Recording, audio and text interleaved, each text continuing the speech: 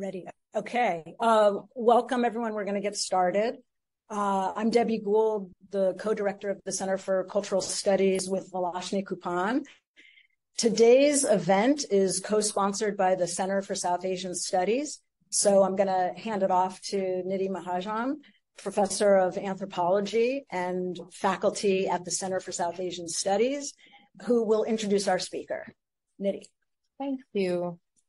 Thank you, Debbie, and thank you, Velashni, for co-sponsoring this event. Anjali Arundekar, the director of the Center for South Asian Studies, could not be here today, so I will be moderating. Our Center for South Asian Studies, now in its fourth year, focuses explicitly on justice, broadly defined economic, feminist, aesthetic, environmental, social, and so much more within South Asia and the Indian Ocean world. We have worked to curate conversations that both foreground and challenge continued histories of occupation, authoritarianism, marked by caste, religion, gender, region, and labor segmentation. At the heart of our struggles remains the enduring question of the subaltern life worlds within which our collectivities survive, resist, refuse, and sometimes surrender. Today, as scholars of South Asia, we stand in solidarity with our fellow educators in occupied Palestine who have renewed their call for international academic institutions to stand with Palestinian people. To fail to do so would be an abdication of scholarly and ethical responsibility. We insist on the recognition of the dignity and value of Palestinian lives and the right of all oppressed peoples to demand liberation and self-determination. Equally, we are strongly obliged to note the long-standing affinities between Zionism, Hindutva, and U.S. empire that are further heightened through military interdependence. This relationship impacts ongoing Indian settler colonial violence in Kashmir, as well as the widespread rise of authoritarianism across South Asia. Today's speaker, Hafsa Kanjwal, addresses all of these questions and more. Hafsa is an assistant professor in the Department of History at Lafayette College. Apart from academic publications in journals such as Feminist Studies, Economic and Political Weekly, Hafsa has written and spoken on her research for a variety of news outlets, including the Washington Post, Al Jazeera English, and the BBC. She is the author of Colonizing Kashmir, State Building Under Indian Occupation, which examines how the Indian and Kashmiri governments utilize state building to entrench India's colonial occupation of Kashmir in the aftermath of partition. It is a real pleasure to welcome Hafsa here.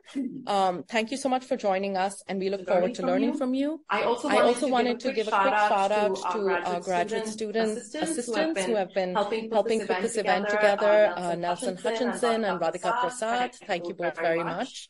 And for the Zoom participants, I request that you please message me your questions directly, and after Hafsa's talk, I will call upon you. And another quick note about Hafsa's book that just came out. If you'd like to order it, it's available through Stanford University Press, and you can use the code Kanjwal20 to get a 20% discount. But thank you so much again, Hafsa, for being here with us today. We look forward to learning with you. Thank you.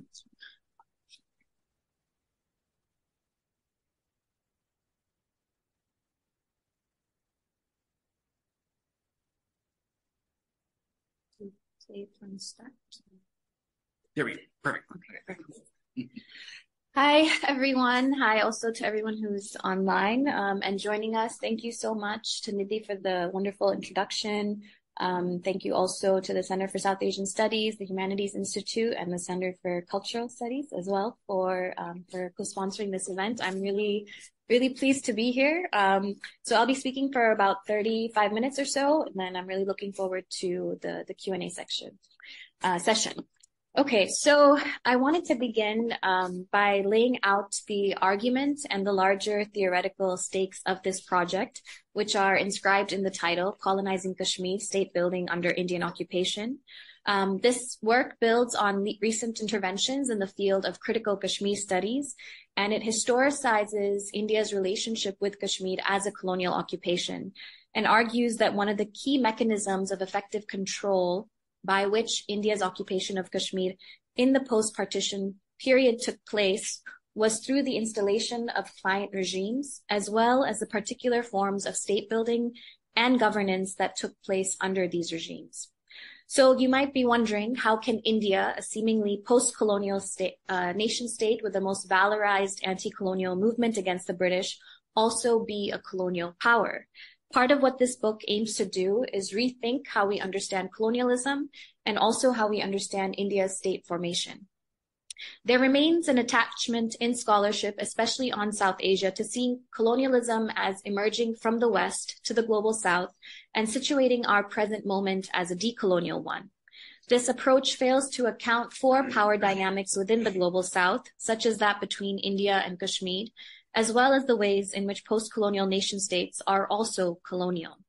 One reason why these forms of colonialism remain obscure is that geographic contiguity disguises imperial or colonial dynamics. Instead, these dynamics are seen as natural to nation building, even if they face challenges or resistance. In other words, the fact that Kashmir is geographically contiguous to India creates the possibility for a less visible kind of colonialism than is possible overseas with Britain and the Indian subcontinent. But another reason involves methodological nationalism. Decades of work on Kashmir, primarily by Indian scholars, including in the US Academy, have naturalized the Indian nation-state form and denied its coloniality, and as a result have refrained from critically examining how this relationship between India and Kashmir was constructed in the first place. This has resulted in what I've referred to as an epistemological violence on Kashmir, given the reflection of a colonial commitment to the integrity and territoriality of the Indian nation-state form, which then in many ways is akin to the Indian state's historical narrative that Kashmir is an integral part of India. You can see this with a whole host of scholarship that exists that seeks to explain what led to the armed rebellion in Kashmir in the late 1980s. Every so often, you also have the same repetitive articles explaining why Kashmiris are becoming alienated or estranged from India. In this body of work, the Kashmir issue has been reduced to a crisis of federalism, a crisis of democracy, or internal colonialism. The people's long-standing movement for sovereignty has been positioned as separatism, secessionism, ethno-nationalist insurgency, and of course, terrorism. My book is not interested in asking why of people who never felt that they belonged suddenly became estranged or alienated. Rather, I'm interested in a set of inverse questions. One, how did India acquire Kashmir without the popular consent of its people? How did India and its client regimes normalize its occupation both within Kashmir and also for Indian and international audiences? What were the different modalities of rule that were in operation at this time? And finally, what insight can Kashmir provide us in ongoing theorizations of colonialism, settler colonialism, and occupation? To answer these questions, I look at a decade of Kashmir's recent history from 1953 to 1963 to understand how Kashmir was made integral to India. In August 1953, Bakshi Ghulam Muhammad, who's pictured on the left, led a coup against the state of Jammu and Kashmir's first Prime Minister, Sheikh Abdullah, who's to the right. At this time, the entirety of the princely state of Jammu and Kashmir, which had its own rich history of an anti-monarchical uprising in the late colonial period, the late British colonial period, had been divided between the two new nation states of India and Pakistan following the first India-Pakistan War from 1947 to 1948. The United Nations had called for a plebiscite to take place once hostilities ceased so that Kashmiris could determine their future. Part of the territory, known today as Azad Kashmir and Gilgit-Baltistan, came under Pakistan, while a substantial part came under Indian control, the region referred to as Jammu and Kashmir, Indian-occupied Kashmir, or simply sometimes just Kashmir. And this is where I conducted my research. So the area here mostly. Right from 1947, India began to colonize the part of Kashmir under its rule. It placed its own client regimes in power and negotiated some level of autonomy, which was enshrined in Article 370 of the Indian Constitution.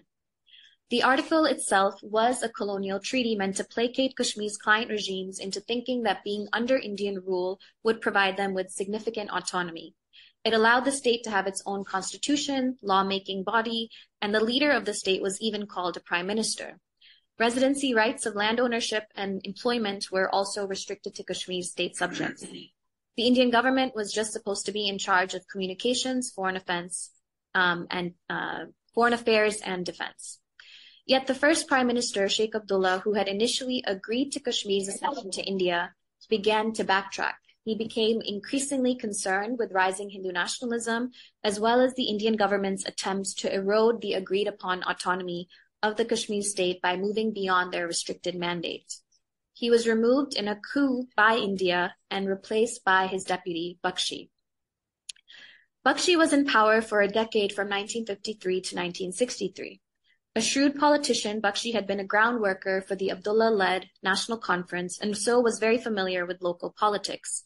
The Indian government tasked Bakshi with promoting Kashmir's contested accession to India domestically and internationally, while repressing popular political aspirations for merger with Pakistan or for independence.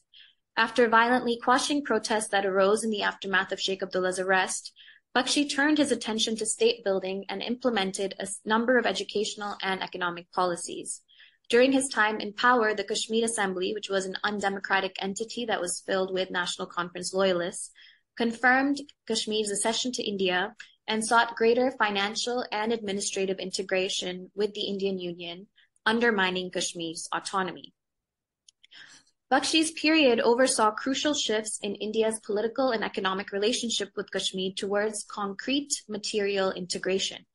Yet Bakshi knew that in order for this relationship to be legitimized, Kashmiris had to be convinced that this relationship was in their best interests, and they had to develop an emotional bond in favor of India. Bakshi was also compelled to respond to the economic and social aspirations of the people, especially Kashmir's Muslim majority population, who had long suffered unjust economic and social policies. What is astounding about his state-building project is that he left no stone unturned in transforming the state and utilized a range of actors, from bureaucrats, educators, the cultural intelligentsia, workers, peasants, tourism operators, and Indian filmmakers for this purpose. With financial assistance from the government of India, the Kashmir government established a number of public institutions and developmental projects, including schools, colleges, and universities, hospitals, roads, tunnels, irrigation and power projects, as well as cultural centers, stadiums, and social welfare organization. So the images, the two images that you see here is from the opening of the Banihal tunnel, which was called the Jawahar Tunnel, named after India's first prime minister. This opening took place in 1956. And before this tunnel, there was no all year round road link between mainland India and Kashmir, because the roads went through the mountains, and for part of the year it was snowed in, and so people couldn't actually travel.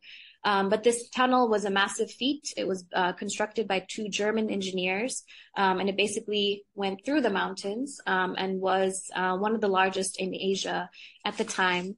And even in his speech at the opening of the tunnel, Bakshi basically says, like, now we are not separated anymore. This will lead to emotional integration between the mainland and the people of Kashmir.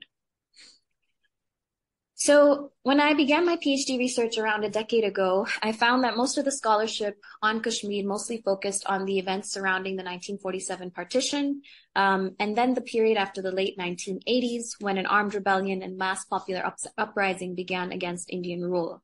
There was very little critical scholarship to help us understand what happened in those decades in between partition and the late 1980s, and so I was drawn to that period.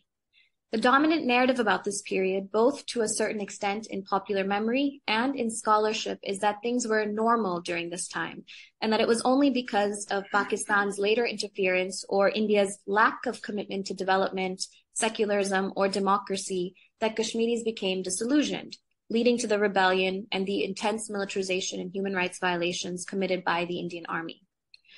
Now, we may associate development works and efforts at prosperity by the state by building roads, tunnels, employment opportunities, and enhancing tourism as laudable things for people of a region. But I argue that it is precisely through the ruse of state building that India colonized Kashmir through client leaders like Bakshi. The decade that Bakshi was in power consolidated the contours of India's colonial occupation in Kashmir by relying on those very same discourses and practices of development, secularism, integration, normalization, and empowerment. And I historicize India's occupation and show how it may have looked different in this time period in comparison to what happened in the late 1980s with the brutal militarization, but it was still very much involved in suppressing Kashmiri demands for self-determination and sovereignty. So the different chapters in the book look at the ways in which India's occupation operated through Bakshi state-building practices, and specifically through international diplomacy, film, tourism, education, economic development, and cultural reform. I won't, of course, have time to go through all of them, but I'll go through two main themes in this discussion. But before I do, I wanted to also point out these two images, which are also from 1956. The Indian government and the Bakshi government invited the Soviet premiers at the time, Khrushchev, to come to Kashmir and to see the development that was taking place in the state. The picture on the bottom right is of Bakshi feeding the Soviet premier, gushtaba, which is a Kashmiri meat delicacy. And on the left is basically they were going through a crowd in Srinagar, and the Soviet leader was kind of seeing and being welcomed by the people around him. Now, what's interesting about this visit is that in my oral interviews, when I asked people, I met people who were actually present at this visit, and many of them were bussed in from rural parts of Kashmir, and they were told that they could take a free bus ride to the city and they would get a free meal there. And so that's why many of them went. So then when they were told that a car would come by and they would have to cheer. And so basically people started cheering, and the Soviet leader saw that as Kashmiris accepting Indian rule. And the significance of this visit was that after this visit finished, the Soviet leadership basically made an announcement to the international press saying that things were fine in Kashmir, and it seemed to him that people had been developing and were content under India. And so because Kashmir was still an issue that was being debated at the United Nations at this time in the 1950s, there was still a plebiscite resolution that was looming large. Any subsequent resolution that would come up on Kashmir, the Soviet Union would basically either veto or abstain from participating in. So in many ways, this visit domesticated what was at that time still considered an international dispute. Okay, so the first theme that I want to talk about is the politics of life. And I can share a brief anecdote to give you a sense of how this came about and how significant this was. When I was conducting my fieldwork in Kashmir, an elderly, a Kashmiri bureaucrat basically had passed away, and a relative told me that this man had not even passed the 10th grade. So he was just a metric pass, and yet he had such a significant position in the government bureaucracy. And the reason for that was that during his time when he was employed in the bureaucracy, Bakshi would basically go around to different villages and towns, see young men, ask them if they were employed. If they were not, he would just grant them a job. And oftentimes, according to oral narratives, the jobs were granted to people very informally through slips of paper, or even sometimes written on matchboxes.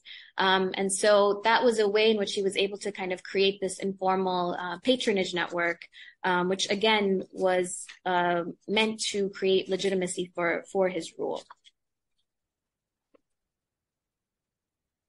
So to understand the politics of life, it's important to first understand how the Indian government and Kashmir's client regime saw the Kashmir issue. In these early years of India's rule over Kashmir, the Indian government and its client regime saw the issue not in political terms, meaning not a question of sovereignty or self-determination, but rather in economic terms and linked to a better standard of living. Kashmiris were depicted as being malleable, that while they may have had varying political aspirations, they had the potential to be integrated subjects as long as they could experience the benefits of Indian rule. So both governments thought that Kashmiri sentiments could be managed and in many ways bought through state planning.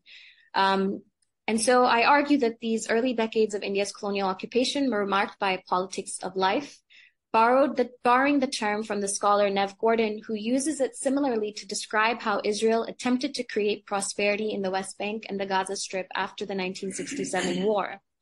The politics of life refers to how the Indian government and client regimes propagated development, empowerment, and progress to secure the well-being of Kashmir's population and to normalize the occupation for multiple audiences, including internationally. It entailed foregrounding the day-to-day concerns of employment, food, education, and provision of basic services. At the same time, questions of self-determination and Kashmir's political future were being repressed. This approach to Kashmir was furthered by the Indian leadership, including the first Prime Minister, Nehru, as well as Kashmir's client regimes.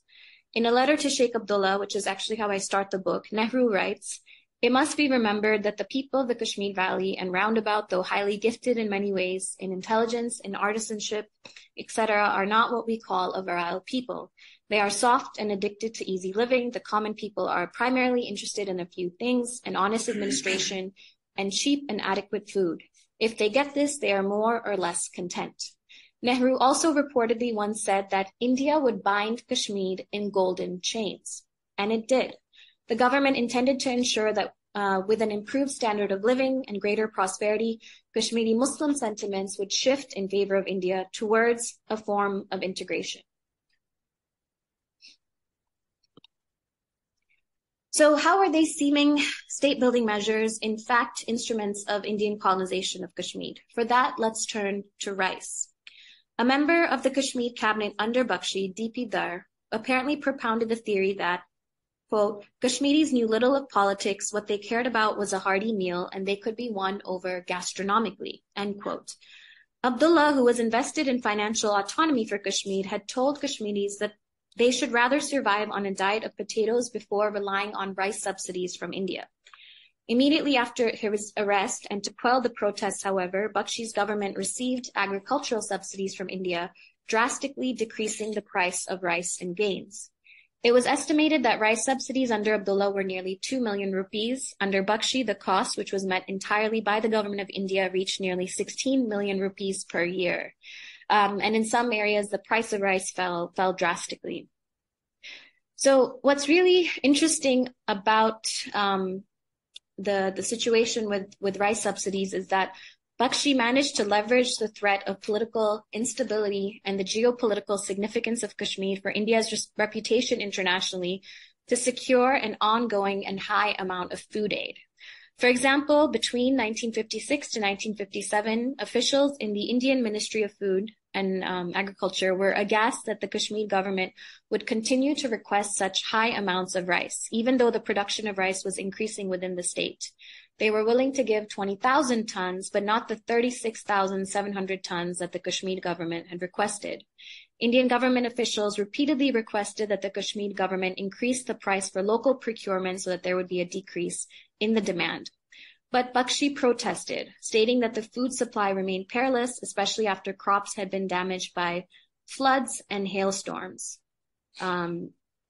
which he's discussing here. These are from the archives at the time. He also repeatedly stated that the position of Jammu and Kashmir was materially different from other states. There were other political factors. The government of India should not risk with the state as numerous political implications were involved in the distribution of rice at reduced prices. He basically refused to raise the price of rice, and eventually the Indian Ministry of Home wrote to the Ministry of Food and Agriculture requesting it to take into consideration the special circumstance of the state, and subsequently tons of rice would be deployed based on what the state had asked for. This example highlights how integral the rice subsidization policy in Kashmir was to India's colonial occupation. Subsidization of rice in Kashmir was in sharp contrast to the government of India's overall food policy that relied on scarcity and self-reliance, which suggests the need for India to maintain a different development strategy in Kashmir and also show how Bakshi was able to leverage political instability in Kashmir to get the best deal for food aid for Kashmir, oftentimes to the sheer dismay of some Indian officials. Bakshi envisioned a political economy in which Kashmir would receive an ongoing aid from the government of India. As a result, his was a time of plenty. To get the most from the Indian government, all he had to do was refer to the political sensitivities or compulsions that they were subject to. The provision of aid in abundance under India was intended to remake sentiments towards India and provide legitimacy for his government. And this is fundamentally how the politics of life operated. In subsequent years, the diets of Kashmiris, especially in rural areas, began to change and relied heavily on rice. Rice became associated with a mark of social status, and the flood of rice into Kashmir during Bakshi's time remains one of his lasting legacies. In fact, when my own diaspora sensibilities were sometimes shocked that my family members would eat rice, maybe not once, twice, but sometimes 3 times a day, I was told to basically take it up with Bakshi. So what I think is really significant is that greater financial integration with India is something that the Kashmir government under Bakshi forced the Indian metropole to concede. Colonial occupation is not always a top-down process, but one that can encourage those in the middle, a comprador or a collaborator class, to further and manipulate. This explains in part why it often becomes intractable. Now, the reason why the politics of life is important is that when we look at colonial or even settler colonial contexts, the common understanding is that these are places of immense dispossession, violence, war, and marginalization. And of course, many times they are, and that has been the predominant story in Kashmir for decades. But then only seeing colonialism as being defined by manifest violence obscures our understandings of the other ways in which it can operate through giving, development, and empowerment, the banality of everyday life. And this is what defined the early decades of Indian rule in Kashmir. As a result of such policies, India was then able to position Kashmir as a begging bowl, and itself as singularly capable of providing the people their livelihood, entrenching its colonial occupation of Kashmir through fiscal and not direct military means. The second theme that I want to discuss regards secularism. And what exactly does that secularism entail if India's secular credentials are grounded in the context of a colonial occupation? Indian leaders like Nehru would basically say that India's secular ideals are exemplified through its only Muslim majority state, Jammu and Kashmir. You might think then when it came to representations of Kashmir in the broader discursive domain, Kashmir's Muslim histories or geographies might at least be made reference to, especially if they were supposed to have upheld Indian secularism. But this was not the case. To say that Kashmir was a Muslim majority region that had chosen to join India was good PR largely for international audiences. Yet domestically, in secular nationalist imaginaries of Kashmir, Kashmir is presented as a Hindu space and the heart of Indian civilization from the ancient to present times. How then do we make sense of Indian secularism at this time? My book argues that Indian secularism and Hindu majoritarianism are inextricable to each other. I show how Hindu geographies, imaginaries, and histories, especially through the sole reliance on the 12th century Sanskrit text, the Rajatarangini by Kalhana, were central to secular discourses. Producing a good Kashmiri secular subject was deployed as a mechanism to criminalize Muslim political aspirations or alternate visions of nationhood and belonging. Ultimately, Kashmiri Muslims were politically useful for India's secular politics of inclusion, but this forcible inclusion is aligned with assimilationist settler colonial narratives about Kashmir's history and recent past. As the book shows, the secular was used to both erase and tame Muslim histories of Kashmir. One of the ways in which this comes about is through film and tourism. Film and tourism have served in many ways to territorialize India's colonial occupation and continue to do so. Both sought to produce Indian colonial desires, anxieties, and claims over the occupied territory. Dozens of leading Indian films from this time were made in Kashmir, and Kashmir was often referred to as the top tourist destination in India. Kashmir was a place to be seen and experienced even if just through the cinematic lens. The use of tourism in particular to enable colonialism is not restricted to Kashmir. In this 1952 ad from the State of Hawaii Visitors Bureau, you can see some of the similarities in the ways that tourism ads to Hawaii function to create a space of gender desire, and there's many more examples of that for Kashmir as well. Both ads specify the year-round activities that visitors can do. The visual and discursive similarities are actually a bit eerie. Both of them say to come anytime and come now, and here also with the Kashmir ad, you see come now. And there's all of these activities that you can basically do year-round, just creating this year-long desire for the space. Ads from Hawaii and Kashmir in the 1950s also speak about how easy it was now to travel these regions. So here you can see it says like you can fly in a certain amount of days or sail. There were other ads about Kashmir that showed how easy it was to just get on a bus or a plane ride from Delhi. And so this continues until the present. This is an ad from 2020 after the Indian government pronounced that Kashmir was reopened for tourism, which I'll speak about after the abrogation. And very similar words, Kashmir calling is used here, Kashmir more than heaven, Kashmir calling was also used in this ad from the 50s as well. Using film and tourism specifically, I argue that representations of Kashmiri history and identity were selective, partial, and distorting, ignoring complex historical processes and providing a simplified narrative of Kashmir's natural incorporation into the Indian nation. In their travels, Indian tourists saw and experienced Kashmir in ways that legitimated India's symbolic claims over Kashmir and promoted the naturalization of Indian empire on colonized land. In tourist guidebooks, Kashmir's Muslim histories were either completely erased or relegated, as is what happens across the subcontinent, to stories of invaders.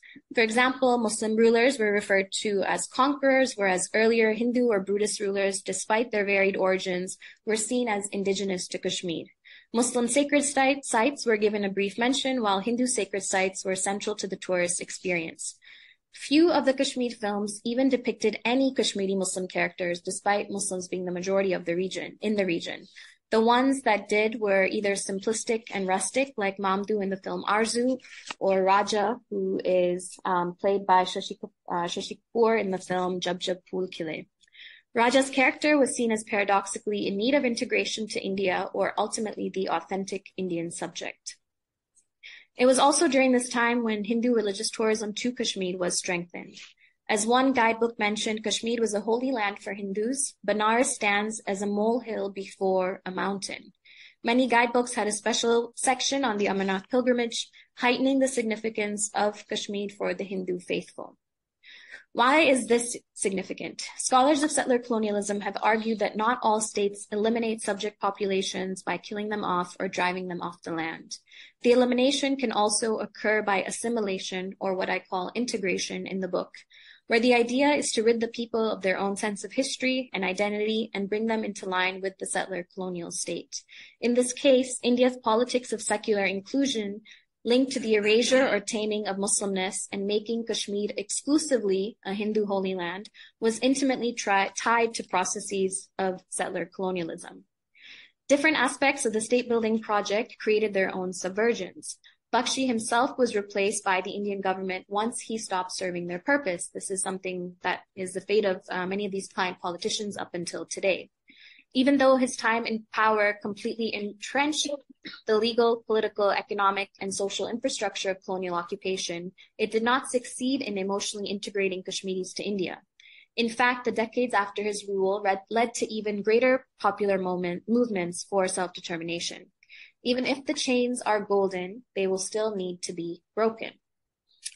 So I wanted to bring this all to the present. And many of you probably know that in August 2019, India embarked on the next phase of its settler colonial project in Kashmir by formally revoking Kashmir's semi-autonomous status. And it's not an exaggeration to say that in the past 4 years, Kashmiris have been effectively silenced as India has changed a series of laws that allow its citizens and armed forces to buy land and settle in the region in order to change its demographics. And in recent years, the Indian government has completely gone after all forms of potential dissent in Kashmir, from imprisoning pro-freedom leadership to targeting writers, journalists, artists, academics, human rights defenders, and activists in a variety of ways, and creating new forms of propaganda. Writing or saying anything that portrays the Indian government's action in a negative light, forget even speaking about freedom or liberation, is a cause for harassment, interrogation, and imprisonment. Much of this is also being replicated in India as political developments under Modi's Hindu nationalist government have led to fears of genocide against Indian Muslims, as well as an increasing realization of their second-class citizenship. Examining India's state formation from the perspective of Kashmir sheds light on India's descent into an authoritarian, undemocratic Hindu majoritarian state. In scholarship and advocacy of efforts against Hindu nationalism, there is a tendency to reinforce the idea that India was once secular, once pluralist, and once democratic, but has just now been transformed into an ethno-nationalist state that commits basic human rights violations. There is no question that the rise of Hindu nationalism has exacerbated India's challenges and that things have gotten categorically worse. Yet with this increasing nostalgia for an earlier version of India as a result of rampant Hindu nationalism in India today, the inherent violence of that secular liberal order, as well as its entanglements with Hindu majoritarianism, is erased. This nostalgia completely erases how colonialism and domination were at the root of Indian state formation, not just in Kashmir, but in other places as well. More importantly, Kashmir and the other regions at the margins or frontiers of the national narrative were not an exception, but remain integral to India's state formation. To put it simply, India's foundational moment cannot be viewed as separate from its colonial occupation of Kashmir. Treating Kashmir as an exception, especially when Kashmir was symbolized or was employed to symbolize the Indian nation, while lauding India's otherwise secular or democratic character, is akin to denying settler colonization in the context of U.S. state formation. In some ways, then, we can see Kashmir and other zones of colonial occupation as a test case for the Indian state to practice various forms of power: disciplinary, sovereign, biopolitical, and necropolitical. These strategies would be utilized in the mainland too, especially against populations that were deemed a threat: Muslims, Dalits, and tribal communities, and more recently, anyone who does not align with the Hindu nationalist project. Therefore, instead of looking for inspiration in a rather uninspiring past, would it not be better to envision more imaginative and liberatory futures? And finally, even though my book aims to shed light on Kashmir's history, my hope is that the book will be useful to other sites that are like Kashmir. One of my main hopes is that this book will contribute towards a historiography of states that do not exist, have not been allowed to exist, and peoples who have been denied self-determination and the right to exercise their sovereignty. And there are many. Kashmir is not exceptional. A number of other nations and communities have been brought into the fold of nation states without their consent and remain under colonial occupation, apartheid, and war. Modern-day borders do not adhere to people's understandings of place and history. And so modern-day nation states have used varying modalities of control, whether manifest violence or the politics of life, to establish their rule in these places where they lack legitimacy. But people have and continue to resist. Thank you.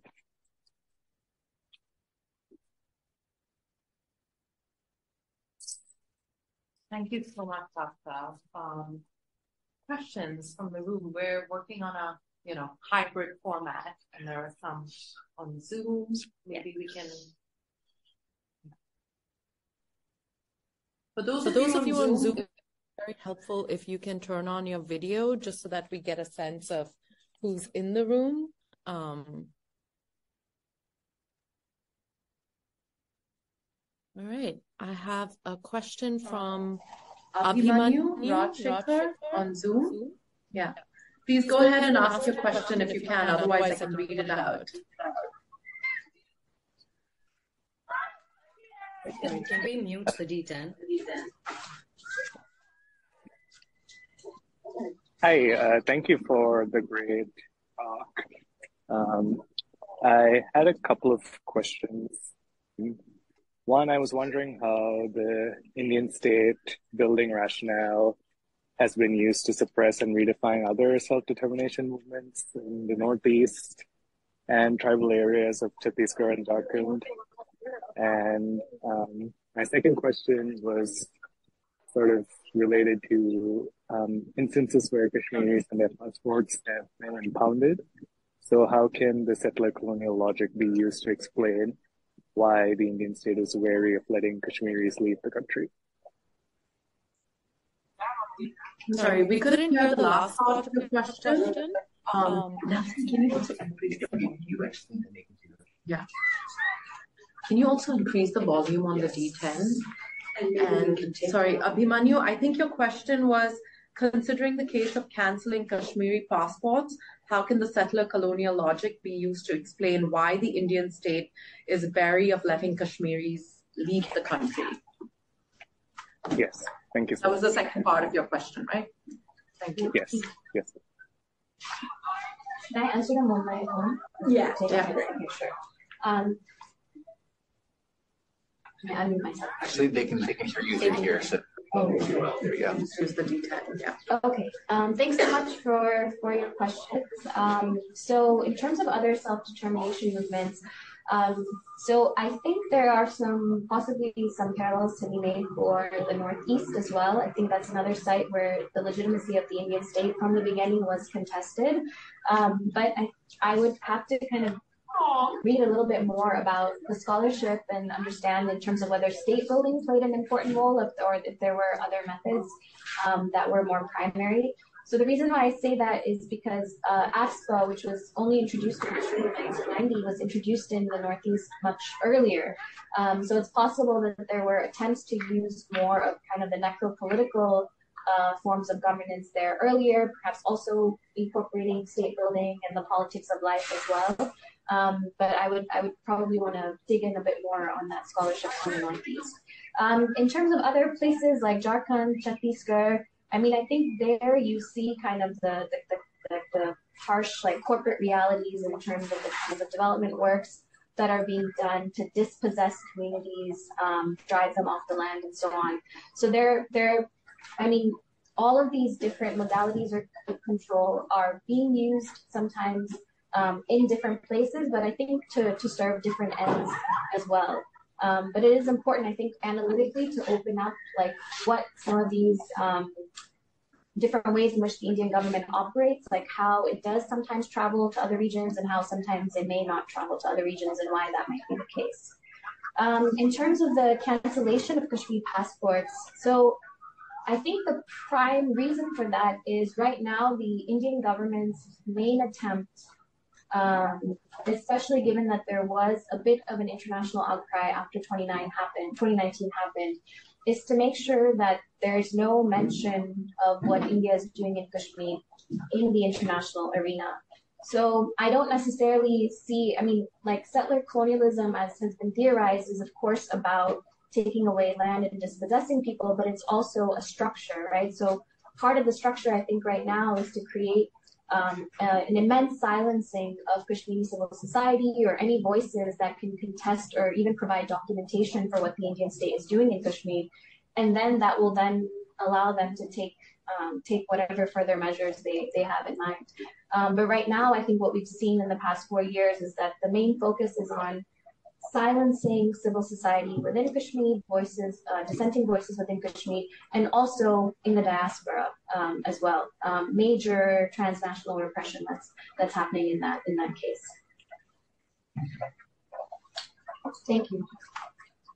Junaid, please. So thank you so much for the powerful book and congratulations on the book. I look forward to reading it. In the way you were presenting and talking about state building, it seemed like there is some grand design where some plans were hatched away from Kashmir. So I wanted to know, are you thinking of it in terms of a grand design being plotted and planned somewhere else?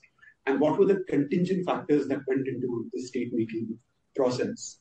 And what are some of the other sites that you have considered in the book, apart from tourism, films, agricultural subsidies, some banking, stuff like that? Yeah, that's a great question. So in some ways, I think the plan itself was conceptualized to a certain extent within Kashmir, within the client regimes in Kashmir, because they were drawing on a longer history of the Naya Kashmir document, which you may be familiar with in the 1940s, was developed by the National Conference. And this was basically following these like Soviet-style models of how to implement economic development, land reform. So under Sheikh Abdullah, these land reforms did occur. I talk in the book about what some of the limitations were, but Kashmir was one of the main spaces for land reform to happen in the subcontinent, which did not happen really elsewhere, although there were major kind of limitations in terms of how it was executed. But I think it was very contingent in that Bakshi knew that there were a number of problems that he had witnessed in his time as deputy prime minister under Sheikh Abdullah that he wanted his time in power to address. One was overwhelming illiteracy, and so wanting to build more schools and creating educational opportunities for Kashmiris, especially Kashmiri Muslims, universities. So there were the engineering college and the medical college was actually formed during his time in power. And so part of what I'm trying to do is not necessarily situate the state building process as being top down or determined by the Indian government, but also being initiated by the Kashmiri client regimes, but also people on the ground who did want to see economic development happening. Like they were also making demands for certain things to happen. And so it was in many ways kind of a working together in towards something else. But part of it was that he wanted to implement these projects both because the need that the people had, but also because it would help inform the legitimacy to his rule as well. Okay. We have a question from Shivangi on Zoom, and then Mark.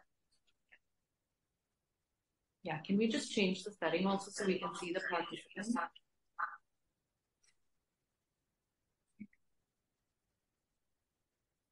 Sorry, Shivangi, you got the second. I am. Can you hear me? Sorry.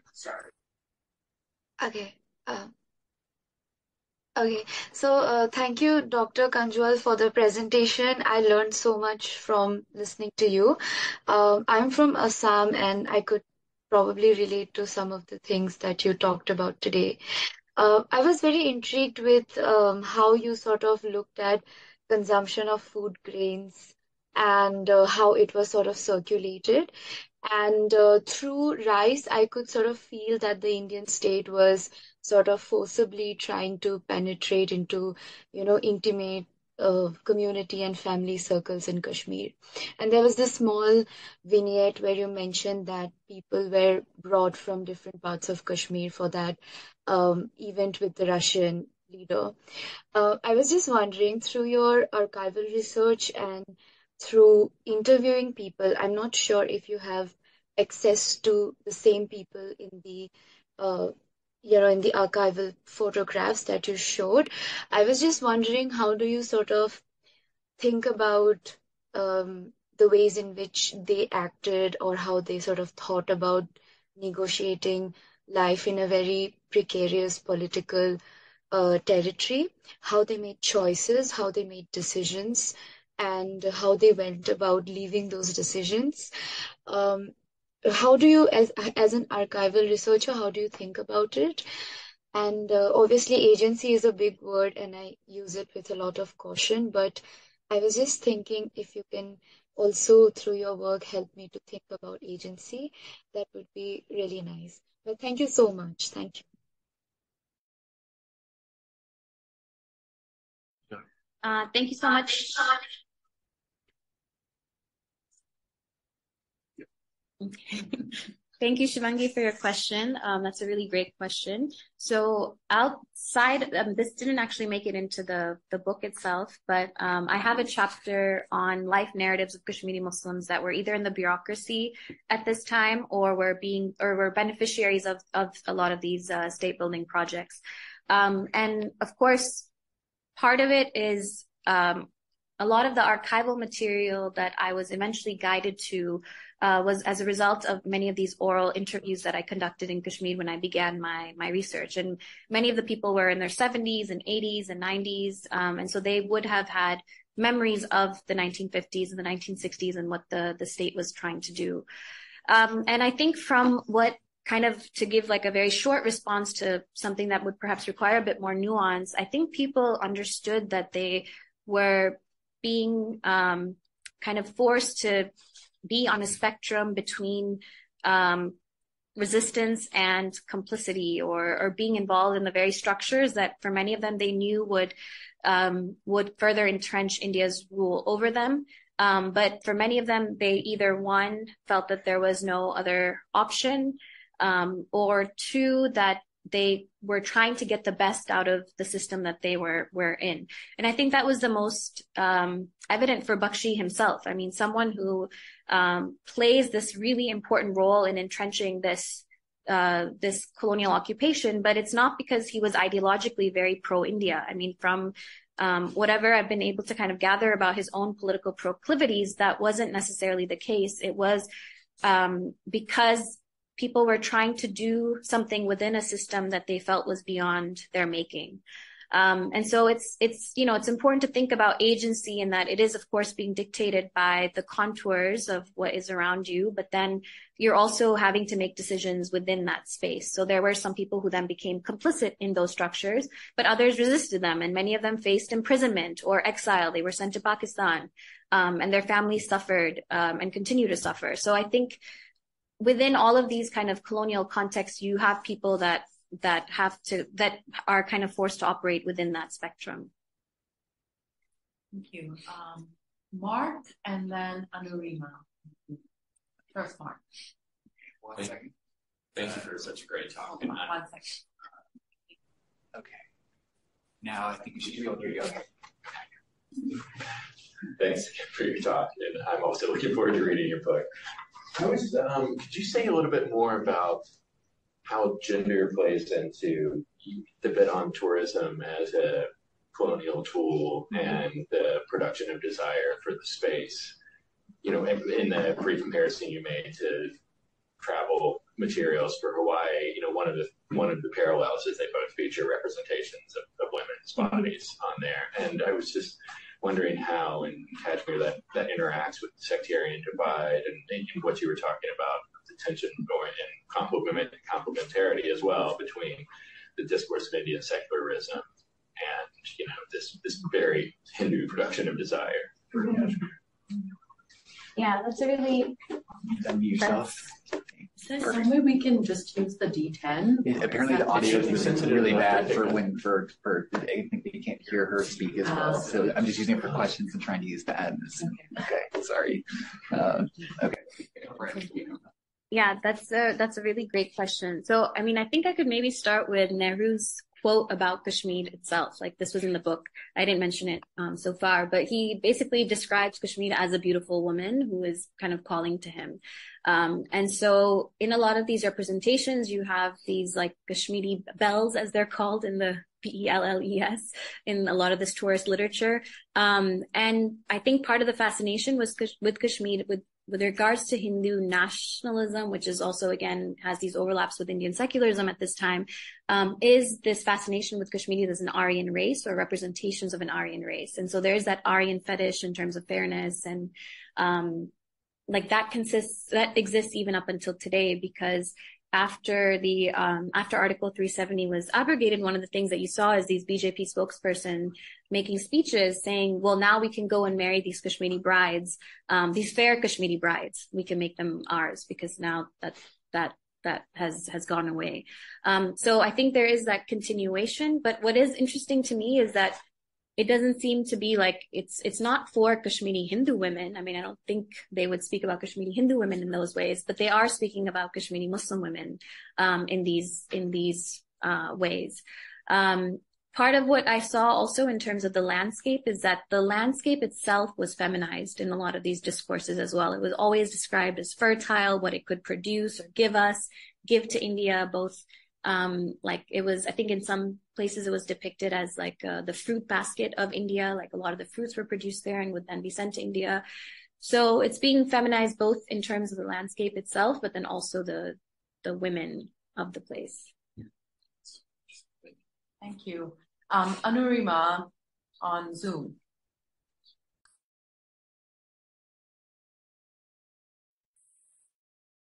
Hi, thank you so much for your excellent talk. I'm trying to learn more about the specifics of the colonial relationship. And so this was immensely useful, especially your analysis of how the secular pre-BJP sort of period also contributed to advancing the project. I'm wondering if you can help with this query.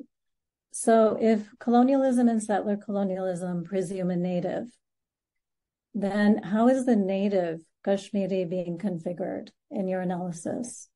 Because I'm wondering, as I understand it, Kashmir was a multi-faith space and had various kinds of populations living there over time. So who is the Kashmiri native in this context? And then how do we reconcile the different kinds of politics of sovereignty given the multi-faith constituencies. Because as I understand it, Sikh, Buddhist, Hindu, and Muslim, as well as atheist communities also live there.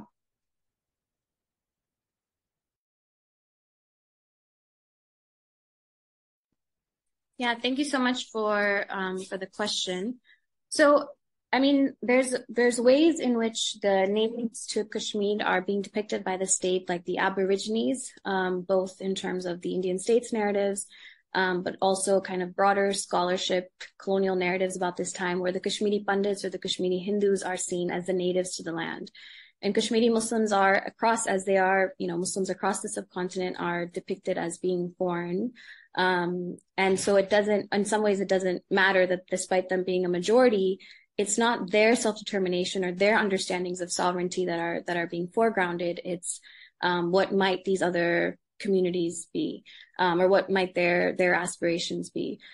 So I think part of what in these kind of colonial and settler colonial narratives, part of what happens is that the assumption is also being made about Kashmiri Muslims are seen as always almost being a threat because their political aspirations may lie elsewhere or well beyond the nation state. And so that's why the project then of taming Kashmir, or this project of state building in many ways, is focused on them. And what that entail also produces then is tension with Kashmir's other communities, including Kashmiri Pandits, who felt now that the government was appeasing Kashmiri Muslims to the expense of Kashmiri Pandits and their privileges that they had enjoyed in Kashmir for centuries. And so part of what my work looks into is how it's actually the state, in terms of how it is managing these different populations and how it envisions their subjectivities or their political aspirations, that in some ways creates these greater tensions that you, of course, will probably, have heard about in terms of the 1990s, when there's most of the Kashmiri Pandits leave Kashmir, but that the tensions that led to was formed in a much earlier period than that immediate period. The other thing is that, a lot of the work that critical Kashmir studies scholars like Mona Ban, Deepthi Mistry, and others have looked into is that, one group's, it's like, why is it that in certain cases, in this case, the Kashmiri Pandit minority, that their self-determination is seen as valid and acceptable, but in other communities is not? And also, how can we imagine self-determination or sovereignty as not like pitting different communities against each other, but who is actually pitting communities against each other? Is it the people themselves, or is it this colonial state? So I think it is kind of important to open up the space to think about these without necessarily like seeing the answer as just kind of favoring one community over the other. Thank you. Dia, if you'd like to ask your question on Zoom. Hi, yeah, thank you. Hi, Dr. Kanjwal. Congrats on the book. Right. And Dia, would you like to ask your question over Zoom? Hi, can you hear me? Okay, sorry. I thought I was. Hi, congrats on the book. I'm looking forward to reading it. I'm curious about how you interpret the political left and their kind of ongoing silence on Kashmir today, and especially in light of what you've said about development and state building and the politics of life, all of which tends to be seen as necessary, as progressive, as you've said, there's that distinction between Bakshi's ideology and not being pro-India, but at the same time, giving traction to Indian colonial rule because development is necessary and felt as necessary. So I'm just wondering how that plays out, or whether that plays out, or your sense of the impact of development and state building and these kinds of progressive things on the silence of the left, or whether that's even a factor, or relative silence, and the Khrushchev moment, whether that's part of the political memory of the left in India, and what kinds of difference that might make to how they approach Kashmir to date. Yeah. Thanks so much. That's a great question. So part of what I talk about in the introduction is that this is in this time when India is seen as like the vanguard of the Third World movement and the non-aligned movement, right? And so it has these like leftist credentials or anti-colonial credentials that it's using elsewhere, even as it's entrenching its colonial occupation of Kashmir. I think in many other similar, like Kashmir really does not get factored into, like if you look at the literature from the Third World movement or a lot of these anti-colonial movements that are drawing connections between so many other places, you don't necessarily see Kashmir coming up in that. So you're absolutely right that it's erased. I think part of it is because of the way in which India projected itself and how because so much of that normalization was also happening on an international scale, I think a lot of people bought into it. But also because at this time, one of the things that is happening is that Pakistan, which is the country that is seemingly, calling for self-determination for Kashmiris, is seen as being completely in the Western bloc because of the series of military deals that it has with the United States. And so in some ways then, like, the left is not able to see through some of these kind of broader nuances because of how geopolitics are operating on a much more international scale. And I think we see that in so many situations, even today, right, in different contexts, which are colonial, but the left hesitates to call them colonial because of how like Western imperialism is really the biggest issue that we're dealing with. So I think that's part of it. Today, I think the legacy of all of this is that within the left in India, there's of course a recognition that the actions of the Indian state towards Kashmir in terms of the militarization and all of those things are not good. But there's still no like actual solidarity from most sectors. There might be some budding solidarities here and there, but for most sectors on like Kashmir's sovereignty or self-determination or even seeing India as a colonial power in Kashmir, it's seen more of like an issue of like, well, if they just dealt with them better or they treated them better, things would be improved. But that's certainly not the case. Thank you, Hafsa. I have a question from Mansi, who can't ask it, but I'm going to read out her question. How did Kashmiri state building in Kashmiris fare under changing India-Pakistan relations, particularly over water sharing? That is the 1960s Indus Waters Treaty, which has largely been hailed as a success. Yeah, that's a great question. My colleague Mona Ban actually looks at that a bit more. But one of the things that I think is happening in the 60s then is that this resource extraction in terms of Kashmir and what it can provide in terms of resource extraction is consolidated then through these Indus treaties, which are a success if we kind of see it just through the state perspectives of India and Pakistan. Although Mona complicates how that kind of developed and what the current status of that treaty is today. But of course, Kashmiris themselves have no say over their own water resources and what will happen to it. So yeah, I don't look at it directly in the book, but it's definitely one other important angle to consider for the 60s in particular. Another question from Zoom. I'm going to hand it over to Batya to ask her question. Hi. Thank you, Professor, for this work and the talk. I was just thinking about, and apologies in advance if this is not something you looked at with your research or this is not something you deal with. But I will just read out what I wrote. So you discussed land reforms and the propagated idea of secularism in Kashmir's history. I'm thinking of the relationship between the lost lands of Kashmiri Pandits and their idea of nationalistic belonging to India, which I see changing towards Kashmir belongs to Kashmiri Pandits only, from Kashmiri Pandits are Indians. Is there, and here I'm just quoting my family. I'm not like, I've not picked up these quotes from any academic journals or anything. Is there any relationship between the two, and was this something that you were able to look at with your research or can talk about right now?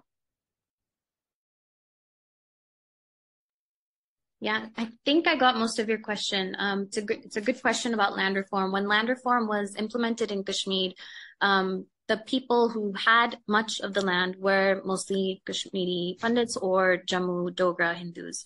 And so it was seen as a communal move by those populations on behalf of Sheikh Abdullah and then later the subsequent Client regimes, where they saw that the land reform was another attempt to appease Kashmiri Muslims at the expense of the other communities in the state. And so yes, I can completely understand then why some of those kind of arguments are made then in terms of, but then it's also the question of how were they granted those lands? They were granted, much of that land was granted to them under the Dogras themselves, who provided patronage primarily to Kashmiri Hindu populations over the Kashmiri Muslims. So there's obviously a much longer history then that needs to be accounted for there as well. Thanks.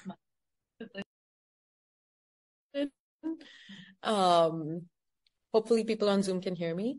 But I was curious about this, the period under sort of with Bakshi, right? What were kind of other movements, political or otherwise, to counter this kind of, close relationship that he was building through these forms?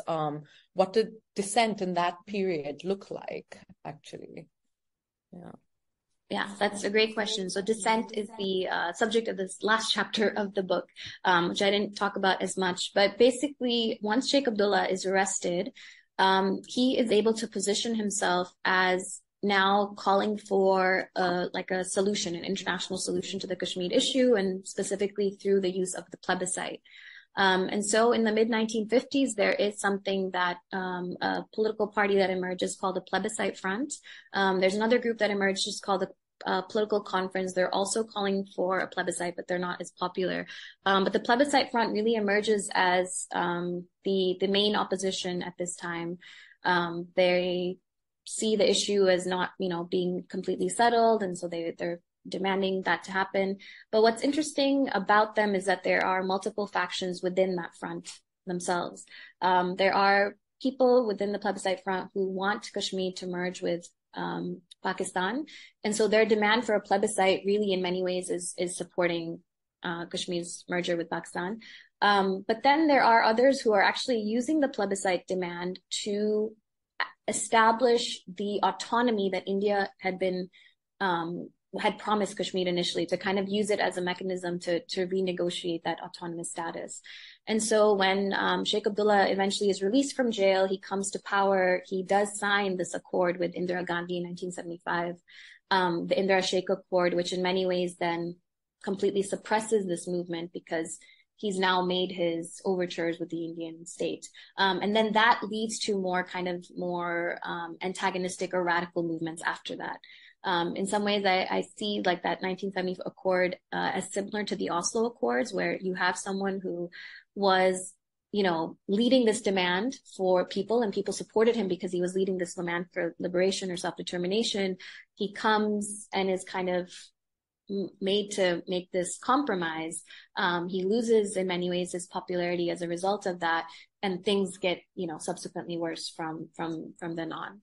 But even though the leadership itself eventually compromised, the memory of that movement and how people would go around, and there were crowds that would gather and protest, people were arrested, like that, of course, persisted even after 75. Thank you. Yeah, of course. Please. Go ahead, Junaid.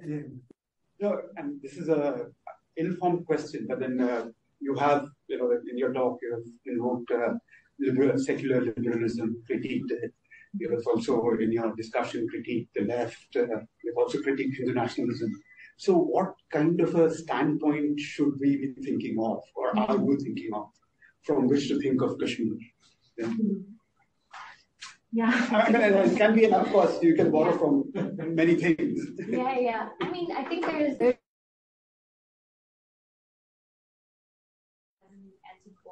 struggle.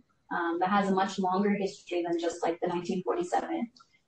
It was rooted in many ways in this anti-feudal struggle against the Dogras.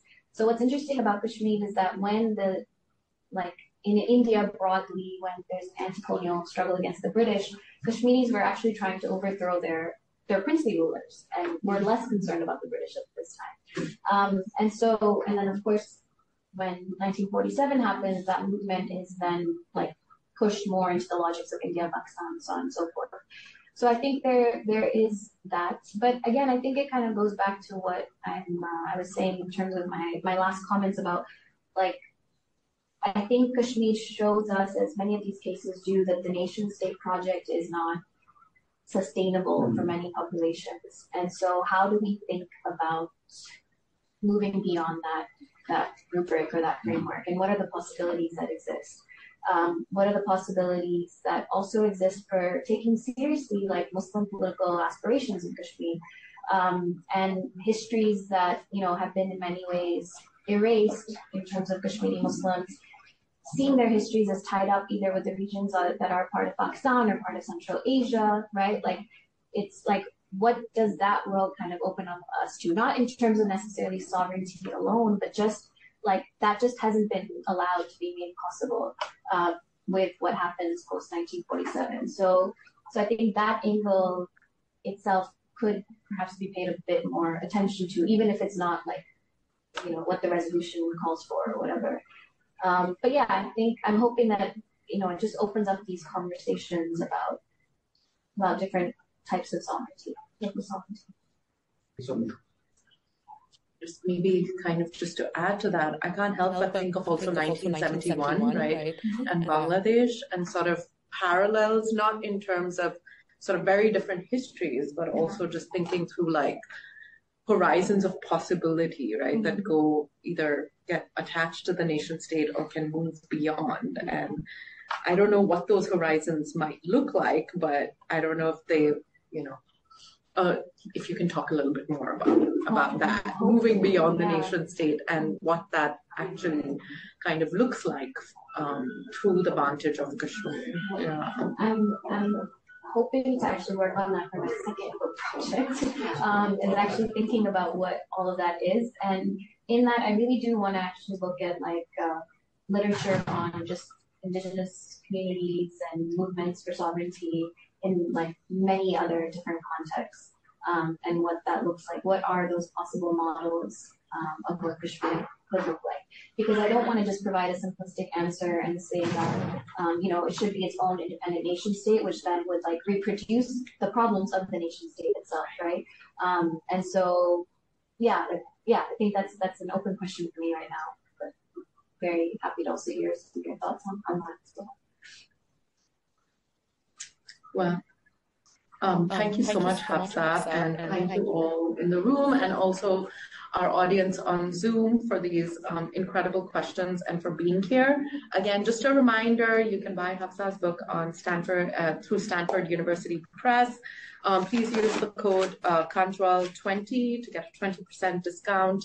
And yeah, thank you also to Nelson and Radhika, who have been communicating across the world to make this event possible. And thank you all for being here. Thanks so much, Hafsa. That was incredible.